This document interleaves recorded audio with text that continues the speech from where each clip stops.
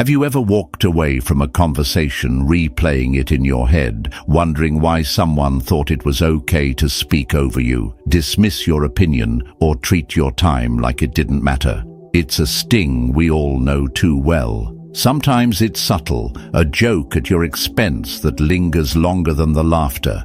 Sometimes it's blatant, someone acting as if your boundaries are suggestions, not lines. The Stoics understood this kind of challenge. They knew the quiet damage disrespect can do, not just to your mood, but to your sense of self. And they knew that the answer isn't in lashing out or trying to prove your worth to people who've already decided to undervalue it. It's in learning how to respond with a calm that unsettles, a presence that cannot be ignored, and a clarity that leaves no doubt where the line is drawn. Today, we'll explore ways to navigate those moments with both firmness and composure, so you can protect your dignity without losing your peace. Not theory, not platitudes, just timeless strategies that work in the real world. So take a breath, settle in, and let's walk through this together. By the end, you might see that respect is less about demanding it and more about showing the world how you expect to be treated. 1. Embrace the silent stare. There is a certain kind of moment we've all lived through, the kind where someone tries to cut you down, to speak over you, to treat you as if your presence is secondary to theirs. Maybe it's in a meeting, maybe at a family table, maybe in a casual conversation where a person's words are coated in rudeness and their tone makes it clear they expect you to react. In that moment, your instincts might tell you to fight back, to defend yourself, to prove your worth. But the Stoics would tell you there's another way, one quieter, one that unnerves the disrespectful far more than any sharp reply ever could. Marcus Aurelius wrote, "The best answer to anger is silence." That silence, when combined with unshaken presence, can become a weapon of its own. The silent stare is simple in form, but powerful in effect. You meet their eyes, steady and calm, without blinking away or fidgeting. You let the air stretch between you without a single word to fill it. It might sound small, even passive, but in reality, it flips the entire power dynamic. Those who disrespect others are often seeking a reaction. They want to see you stumble, rush to explain yourself, or lose your temper. They want to pull you into their theater of control. When you don't step onto their stage, when you hold your ground in silence, they are left with an uncomfortable truth. Their words have not touched you. I remember being in a meeting with a man who seemed determined to dominate the conversation. Every time I began to speak, he cut across me, his voice louder, his tone certain, as if his opinions were the only ones worth hearing. At first, I tried the polite route, waiting for him to finish, attempting to find space to interject. But it was useless. He was playing to win a game I hadn't agreed to play. Finally, I stopped speaking. I leaned back, crossed my arms, and fixed my eyes on him. No blinking, no expression, just presence. For 5 seconds, I didn't move. Around us, the room grew still. Others began to look at him, waiting to see what he would do. And in that moment, he faltered. His words stumbled. He looked away. He never interrupted me again for the rest of that meeting. Something had shifted, not because I had overpowered him, but because I had refused to let him overpower me. The Stoics knew that dignity is not granted by others. It is maintained within. Epictetus taught, "It's not what happens to you, but how you react to it that matters." The silent stare embodies that truth. It says, without speaking, "I will not be moved from my place by your attempts to unsettle me." This is not about aggression, nor about proving superiority. It is about self-command. Too often when we are met with disrespect, we feel the urge to defend ourselves, to argue our position, or worse, to laugh it off in the hope of easing the tension. But when you choose the silent stare, you refuse to be drawn into the other person's game. You stand in your own space, holding your peace like a fortress. There's another reason this works so deeply. It forces accountability. People who habitually disrespect others often do so without thinking. They have learned that no one will call them out, that their behavior will pass without challenge. But a steady, silent gaze is a mirror. It makes them face their own conduct without distraction. You're not telling them they're wrong, you're allowing them to feel it. And for many, that discomfort is sharper than any criticism. I used to be the kind of person who would diffuse every rude comment with nervous laughter, who would explain my choices when questioned, just to avoid seeming defensive. But those habits only drained me. They taught others that my boundaries were flexible, that my time and voice could be overridden without consequence. Learning to simply look at someone, steady, calm, silent, was a turning point. At first, it felt strange. The seconds of silence seemed to stretch forever, but with each time I practiced it, something changed inside me. I began to feel the quiet power of not reacting, of letting the stillness do the work. Think of it like this. In a storm, the wind and rain rage with noise and motion, but the mountain stands unmoved. Your silent stare is that mountain. It tells the other person, I respect myself too much to be dragged into your storm. And this message is not only for them, it is also for you. Each time you hold your ground in this way, you reaffirm to yourself that your worth does not depend on anyone else's approval or acknowledgement. This is not to say you should use the silent stare in every situation. There are times when words are necessary, when direct confrontation is the right path. But when someone is fishing for your reaction, when their disrespect is more about pulling you into their drama than solving anything, the silent stare can be your shield. It costs you nothing, yet it communicates everything. So the next time someone tries to talk over you, to cut you down, to diminish your presence, pause, breathe, meet their eyes, steady and unflinching. Let them feel the weight of the space between you. Watch how quickly the balance shifts. And even if they never admit it, know that you've sent a message they cannot ignore. I am not here to be moved by your disrespect. From this stillness, we move to the next lesson, a deeper form of silence. One not just held in your gaze, but in your voice, where choosing not to speak becomes a deliberate, powerful act in itself. 2. Embrace silence as your answer.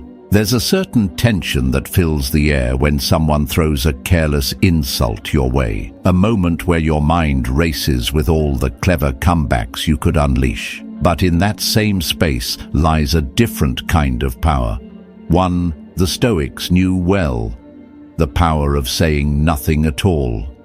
Marcus Aurelius once wrote, "You always own the option of having no opinion. That choice to withhold a reaction isn't weakness. It's a deliberate act of strength, a reminder that not every arrow deserves to be caught, not every fire deserves your breath." Silence, when chosen with intention, is not passive. It's a clear boundary drawn without ink or voice. The disrespectful thrive on engagement. They want your energy, your defensiveness, your need to explain. They crave the small victory of knowing they've pulled you into their arena. But when you refuse to step inside, when you simply let their words hang in the air, you force them to stand alone with what they've said. And in that stillness, the weight of their own behavior often becomes uncomfortably clear.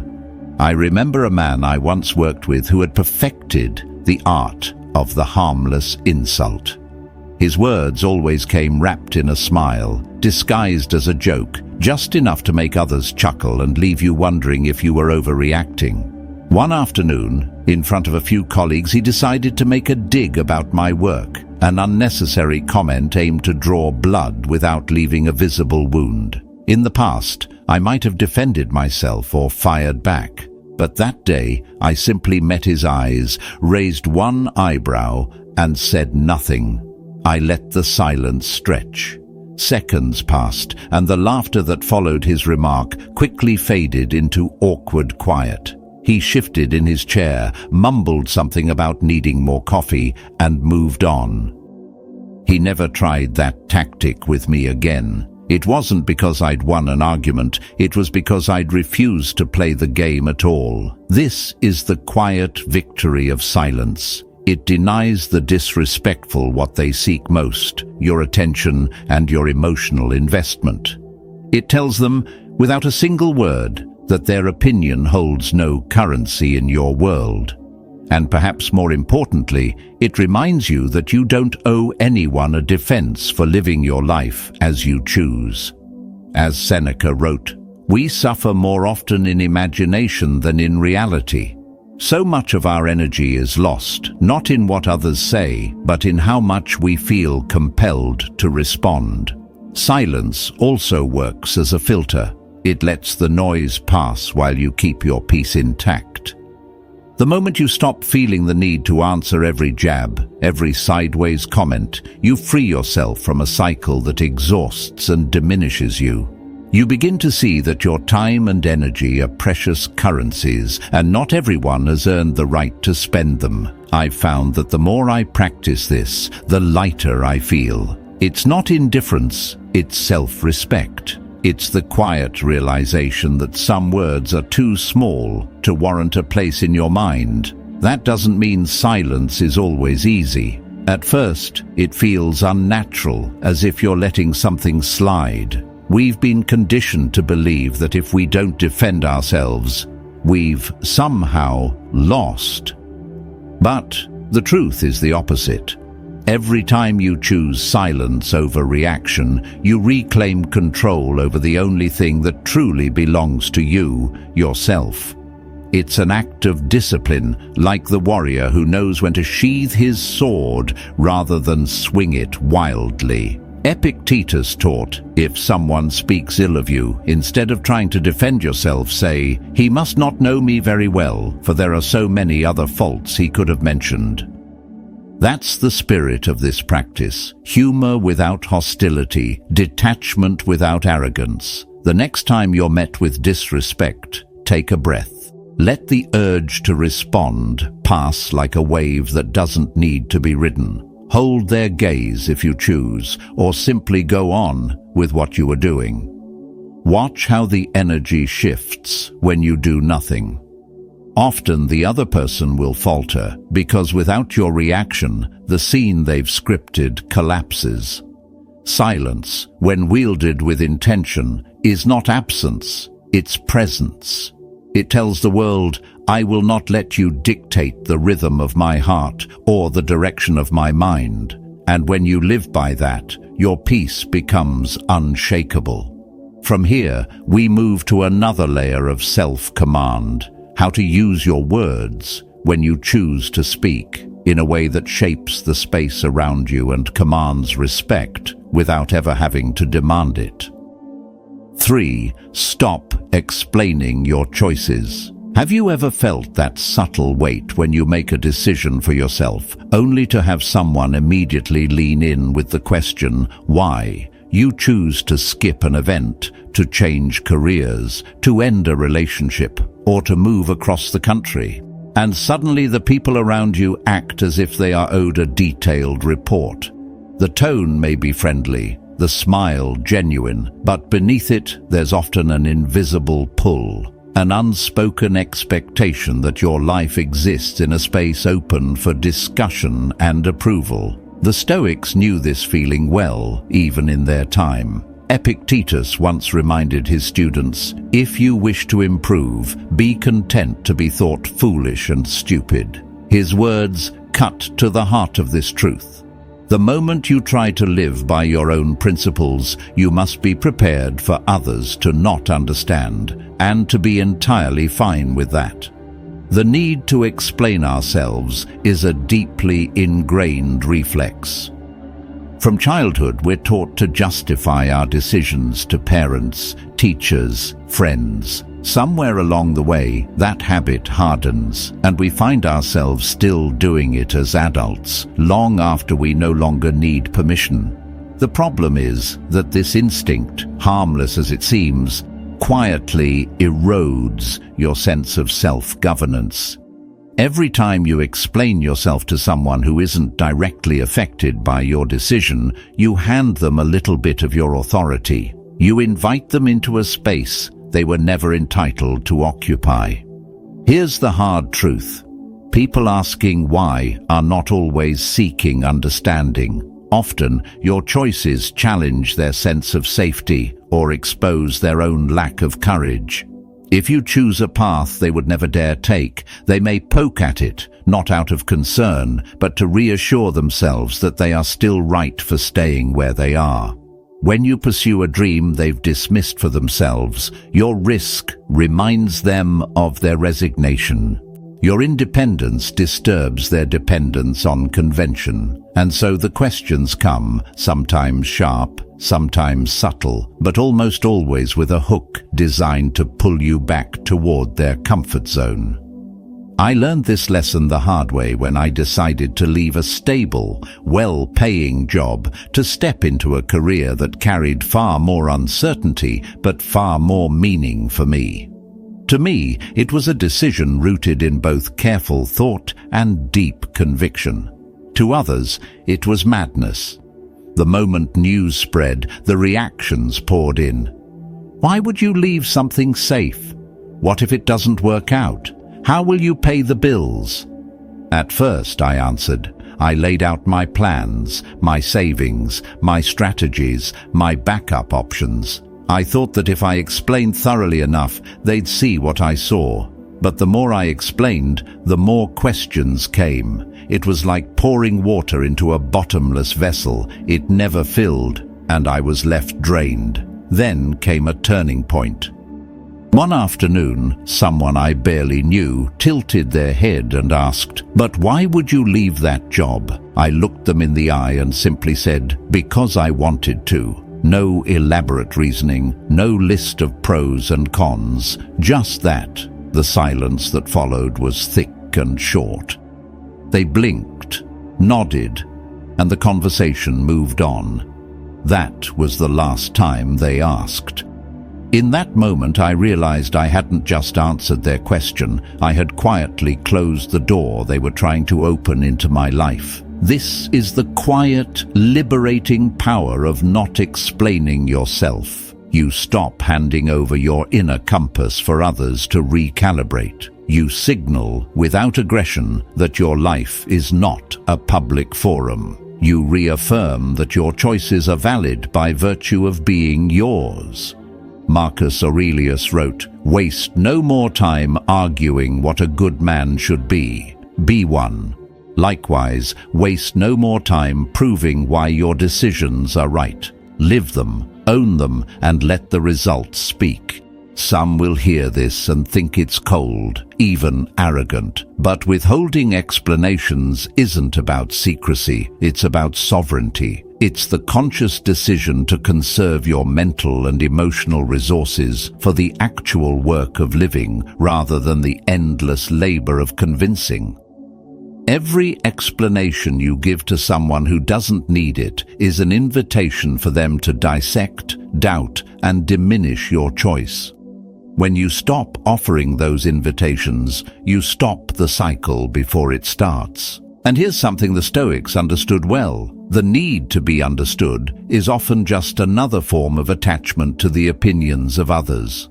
Seneca wrote, "We are more often frightened than hurt, and we suffer more from imagination than from reality." Much of our anxiety about not explaining ourselves comes from imagining the disapproval of others. In reality, most people move on quickly when they see you won't engage in the debate. The imagined judgment is louder than the actual one. Over time, I made a pact with myself. If someone asks about a choice I've made, I'll give a simple, brief answer. If they push for more, I'll smile, maybe change the subject, and move on. Life grew lighter. My confidence grew deeper, not because people agreed with me, but because I stopped asking them to. The absence of their approval no longer felt like a loss, it felt like freedom. And here's the beautiful paradox: when you stop explaining yourself, you often end up being respected more. Confidence in your own path is magnetic. People may not understand your reasons, but they can feel the weight of your certainty. Think about it. When was the last time you saw a truly confident person giving a full breakdown of their personal decisions to win over the room? Rarely, if ever. Those who are grounded in their choices don't waste time translating them for others. If you struggle with this, start small. The next time someone questions a choice, resist the urge to launch into your justifications. Try responding with something like, "It felt right for me," or simply, "Because I wanted to." Then leave it there. Let the silence do the work. You might be surprised at how quickly the conversation moves on. And if it doesn't, remember, you are not obligated to fill every pause with an explanation. When you stand firm without defending, you send a message both to others and to yourself that your worth is not up for debate. You reclaim the mental space once occupied by rehearsing explanations, and you fill it with presence, with action, with living. You become, in the Stoic sense, self-contained. As Epictetus taught, freedom is the only worthy goal in life. It is won by disregarding things that lie beyond our control. The approval of others lies firmly in that category. So here's my challenge to you. The next time someone asks why about a personal decision, give them one clear, short answer. Then stop, let the silence stand. If you've done this before and felt the quiet power of it, drop a simple "my life" in the comments, because that's exactly what it is, yours. Your life doesn't need an audience vote. Not every choice must be reviewed, debated, or understood by anyone else.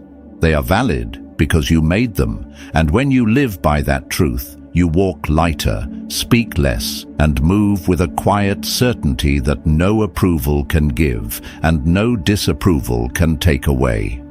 From here, let's step into the next principle, where we'll explore the art of drawing boundaries so sharp and clear that even those who test them know exactly where they end.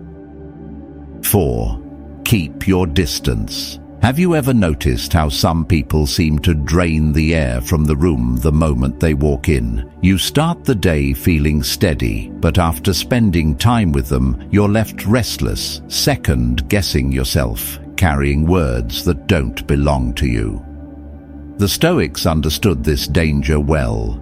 Seneca once wrote, "Associate with those who will make a better man of you." Not everyone deserves a front-row seat in your life, and one of the most powerful acts of self-respect is knowing when to step back. Keeping your distance is not about hatred, revenge, or turning cold. It's about protecting your most precious resources, your time, your attention, your peace. Imagine your life as a garden. Some people are like sunlight and rain, helping things grow. Others are like weeds, slowly choking the roots while pretending to be part of the scenery. If you keep the weeds too close, you don't just risk losing flowers, you risk losing the whole garden. The Stoics would remind you that the health of the soul depends on the company it keeps. There was a time when I kept a friend far closer than they deserved. On the surface, they were charming and witty, but every conversation carried a subtle edge. They had a talent for wrapping criticism in humor, for turning my choices into punchlines, my career, my relationships, even my smallest interests. At first, I brushed it off. That's just how they are, I told myself. I convinced myself I was being oversensitive. But over time, I noticed a change in how I felt around them. My guard was always up. I found myself rehearsing conversations in my head before meeting them, bracing for the next jab. The breaking point came quietly. One evening, after yet another round of jokes that landed like blows, I drove home in silence. I realized I wasn't angry as much as I was tired of defending my life in someone else's eyes. That night, I made a decision. I didn't confront them, didn't announce anything. I simply started giving myself space. Weekly hangouts became monthly coffee meets. Text replies came slower, and in that space, I could breathe. The further I stepped back, the clearer the picture became. I saw how much of my energy had been spent on managing their presence instead of living my life. The world will try to tell you that keeping your distance is selfish, especially if the person is family or someone you've known for years. You'll hear the familiar refrains, but they've been in your life forever. But they need you. But isn't it cruel to walk away? And yet, as Marcus Aurelius reminds us, you have power over your mind, not outside events. Realize this, and you will find strength. Loyalty to someone else should never cost you loyalty to yourself. Distance is not betrayal. It is choosing to protect the peace that allows you to live with integrity. Think about what happens when you keep people who don't respect you close. It's like running an open buffet for your emotional energy. They take what they want, when they want, and often leave you with the scraps. You end up carrying their judgments, their complaints, their demands, and wondering why you feel so drained. But when you create distance, you shut that buffet down. You make a quiet but powerful statement. My peace is not for consumption. I used to believe that if I cared about someone, I had to stay close no matter what. That walking away or even stepping back was proof that I was unkind. But over time, I learned something different. Closeness is not the same as care. You can wish someone well from far away. You can hope they find their own healing while making sure they're not damaging yours.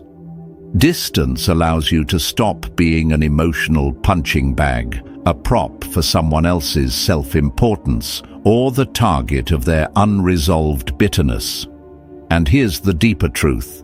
Distance is not just about removing the negative. It's about creating room for the positive. When you step back from those who diminish you, you open the door to those who uplift you. You have more energy to invest in relationships built on mutual respect. You find yourself laughing more, breathing easier, sleeping better.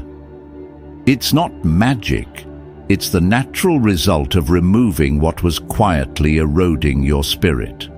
Some will not understand your choice. They may try to pull you back with guilt, with reminders of shared history, with accusations that you've changed. And they'll be right. You have changed. You've decided that your life is worth living in peace, not in constant negotiation with someone else's disrespect. The Stoics would see this as an act of reason, not rebellion. Epictetus taught, keep company only with people who uplift you, whose presence calls forth your best. If someone's presence consistently calls forth your worst, your defensiveness, your doubt, your exhaustion, then it is wisdom, not cruelty, to limit their access. I won't pretend it's always easy. The first steps back can feel lonely. You may question yourself. You may wonder if you're being too harsh, but give it time. The clarity that comes with distance is worth the initial discomfort. You'll see patterns you couldn't see when you were too close. You'll understand that respect isn't something you can force. It's something that either exists or it doesn't. And when it doesn't, space becomes the only honest answer. So ask yourself, who in your life leaves you feeling smaller after every interaction? Who makes you brace for impact instead of relax into connection? And then, the harder question, why do they still have such easy access to you? When you can answer that, you can start to choose differently. You can start to design your circle with intention, letting in only those who honor the space they are given. Keeping your distance is not about winning or losing. It's about no longer playing the wrong game. It's about remembering that the front row in your life is reserved for those who celebrate you, not those who chip away at you. And when you give yourself permission to step back, you discover that the people who truly value you will never make you feel like you need to. From here, we turn to the final principle, a way to stand your ground so firmly that disrespect not only fails to shake you, but begins to dissolve in the presence of your unshakable calm. 5. Hold your head high. There's a moment that happens when someone tries to belittle you, a smirk, a cutting remark, a glance meant to push you down a step. It's subtle sometimes, obvious other times, but the intention is the same, to make you shrink, to make you doubt yourself. The Stoics understood that the greatest defense against this isn't shouting back or proving your worth. It's carrying yourself as if your worth was never in question.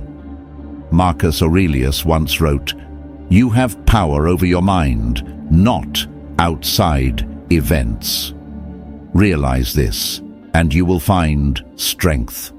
That strength is not just an inner choice. It shows in how you walk, how you hold yourself, how you meet the world with your presence. When you hold your head high, you're making a statement that cannot be erased by anyone's opinion. You're telling the world, without a word, that you know exactly who you are, and nothing they do will change that. This is not arrogance. It's not pretending to be untouchable. It's the quiet, steady confidence that comes from knowing you've already weathered storms, and you'll weather more if you have to. People who thrive on disrespect often depend on your reaction. They want you to flinch, to lower your gaze, to signal that they have power over you. But when you stand tall, when your shoulders are back and your eyes meet theirs calmly, you show them that their reach doesn't extend into your sense of self. I remember dealing with someone who seemed to delight in tossing little verbal barbs my way, always wrapped in humor, always followed by, "I'm just kidding." At first, I laughed it off, but over time, I noticed I was starting to avoid situations where I'd have to see them. I didn't like who I became around them, quieter, smaller, hesitant. One day, I decided to change something simple, my posture. I walked into the room with my head high, my movements deliberate. Every time they tried one of their comments, I met their eyes, smiled faintly, and went on with what I was doing as if the words had landed on stone. It was almost immediate. Their energy shifted. The jokes grew fewer, then stopped altogether. I hadn't argued, hadn't demanded respect. I'd simply refused to look like someone who could be diminished. There's a reason this works on such a deep level. Confidence unsettles those who rely on control through disrespect. It disrupts their unspoken belief that they can dictate your emotions. In their world, your reaction is proof that they matter more than you do. When you stop reacting, when you carry yourself with composure, you quietly remove that proof. And here's the truth. At first, it might feel forced. You might feel like you're playing a role, but over time, your body teaches your mind. The more you carry yourself like someone worthy, the more you believe it. Society often misinterprets this kind of confidence. We are told to be humble, to not stand out too much, to make ourselves smaller so others feel comfortable. But humility and self-erasure are not the same thing. The Stoics practiced humility, yes, but never at the expense of truth. And the truth is, your value does not shrink to fit the size someone else prefers. Seneca once said, Most powerful is he who has himself in his own power. That power is visible when you enter a room as though you belong there because you do. Holding your head high is more than posture. It's a mindset. It's the choice to walk into a space not seeking permission but offering presence. It's knowing that someone else's insult says more about them than it ever could about you. It's remembering that the judgment of others is like wind. It can ruffle your hair, but it cannot alter the shape of the mountain unless you allow it. This didn't come naturally to me. I spent years hunching my shoulders, lowering my voice, avoiding eye contact when I felt criticized. It was a kind of self-protection, but it also told the world that their opinion could move me. I was giving silent permission for others to treat me as smaller than I was. Breaking that habit took practice. At first, I would notice my posture only after an interaction and think, next time, stand taller. Eventually, it became automatic. And with it came a sense of peace because I wasn't just changing my body language, I was changing the story I told myself about who I was. There's a beauty in this that goes beyond personal confidence. When you carry yourself with quiet dignity, you become an example to others. You show that it's possible to face disrespect without being dragged into its mud. You model what it looks like to keep your self-respect intact in a world that often tries to chip away at it. And you find that the more you live this way, the less other people's behavior has the power to even register as a threat. The Stoics believed that no one could harm your character without your consent. Holding your head high is a way of revoking that consent before it's ever given. It's telling the world, I know my worth. I guard it, and it is not up for negotiation. That doesn't mean you won't face criticism, mockery, or attempts to tear you down. It means that when those moments come, you'll meet them with a posture and presence that says, I see you, but you don't reach me.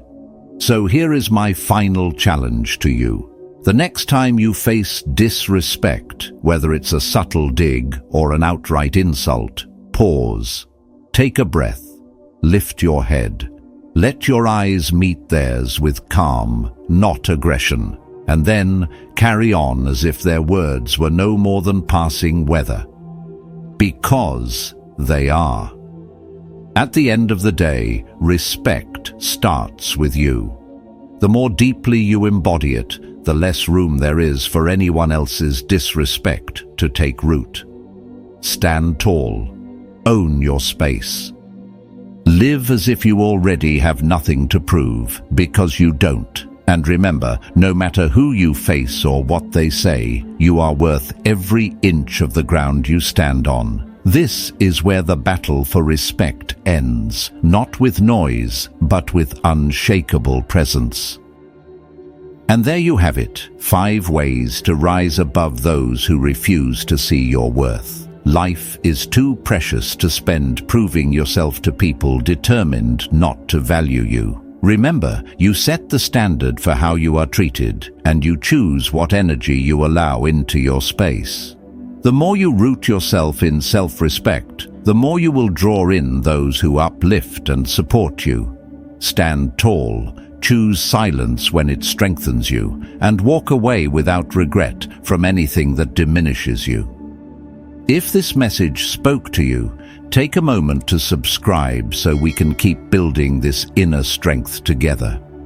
Share this with someone who could use a reminder to honor their worth, and drop a comment with the words, "Stand tall," to mark your commitment.